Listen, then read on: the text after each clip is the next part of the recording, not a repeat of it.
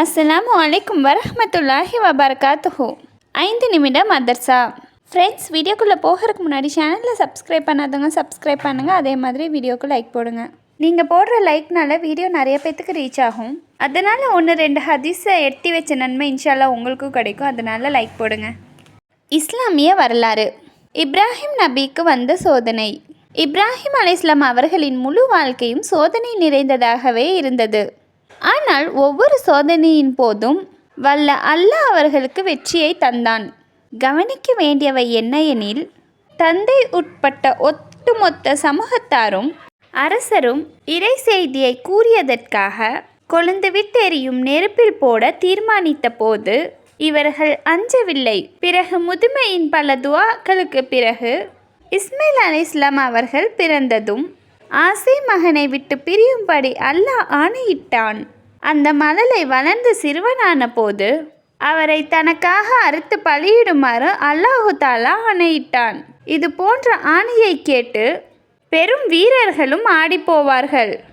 ஆனால் இப்ராஹிம் அலைஹிஸ்ஸலாம் மனம் குன்றாமல் தனது பச்சிளம் பாலக்காரை அல்லாஹ்வுக்காக அறுத்து பலியிட தயாரானார்கள்.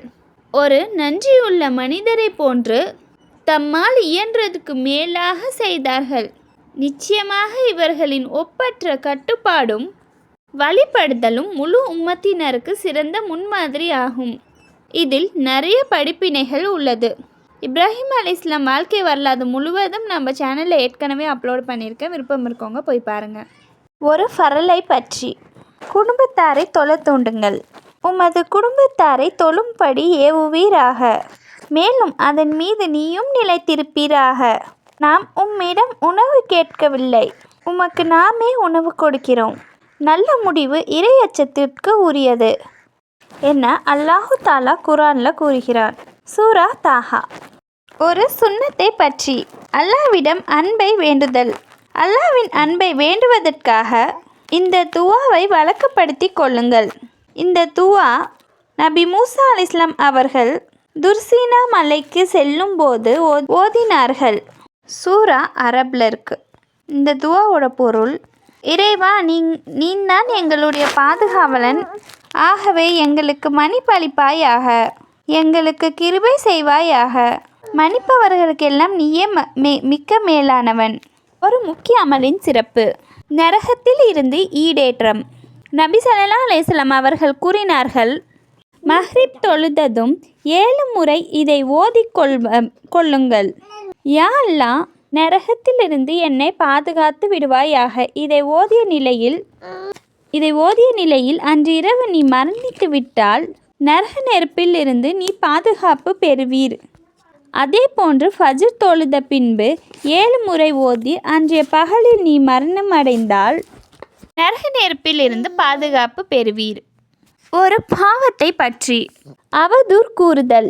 எவர் ஈமான் கொண்ட ஆண்களையும் பெண்களையும் குற்றமற்ற நிலையில் அவதூறு பேசுகிறாரோ அவர் நிச்சயமாக வெளிப்படையான பாவத்தையே சுமந்து கொள்கிறார்கள் என குர்ஆனில் அல்லாஹு தாலா கூறுகிறான்.